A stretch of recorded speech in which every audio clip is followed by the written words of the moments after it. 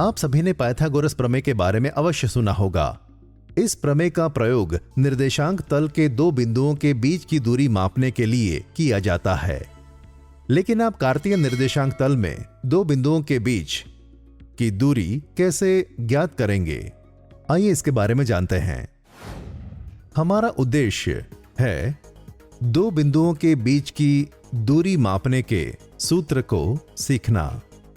अपने ग्राहकों को अधिक सुविधा प्रदान करने के उद्देश्य से एक मोबाइल कंपनी ऊंची इमारत के ऊपर टावर लगाने की योजना बनाती है।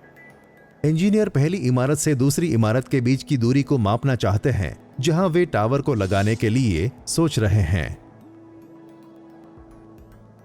इस दूरी को सीधे तौर पर नहीं मापा जा सकता क्योंकि बीच में कई इमारतें हैं। वह इमारतों के ग्रिड संदर्भ को जानता है। वह ज्यामिति द्वारा इस प्रश्न को हल करने का निर्णय करता है। आइए ग्राफ पर दिए गए दो बिंदुओं A x1, y1 और B x2, y2 के बीच की दूरी ज्ञात करना सीखते हैं। AL और BM को x अक्ष के लंबवत खींचें। AC को BM पर लंबवत खींचें। इस प्रकार LMCA एक आयत है। AL is equal to CM और AC is equal to LM। AC is equal to LM is equal to OM minus OL is equal to x2 minus x1। BC is equal to BM minus CM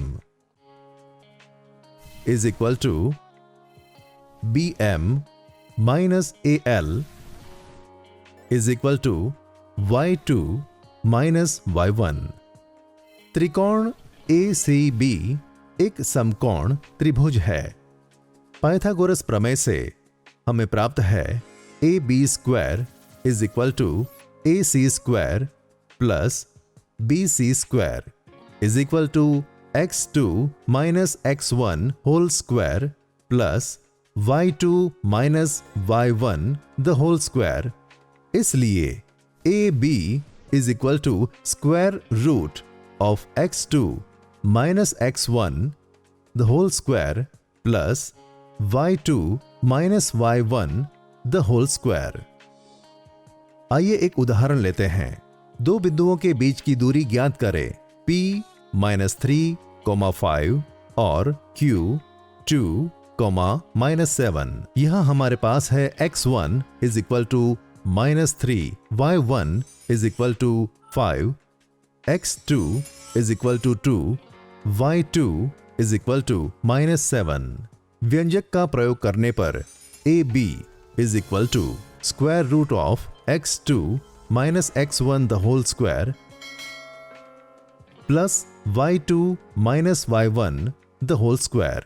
हमें प्राप्त होता है PQ is equal to the square root of 2 minus -3 the whole square plus -7 minus 5 the whole square is equal to square root of 5 square plus minus 12 square is equal to square root of 25 plus 144 is equal to square root of 169 is equal to 13 इकाई।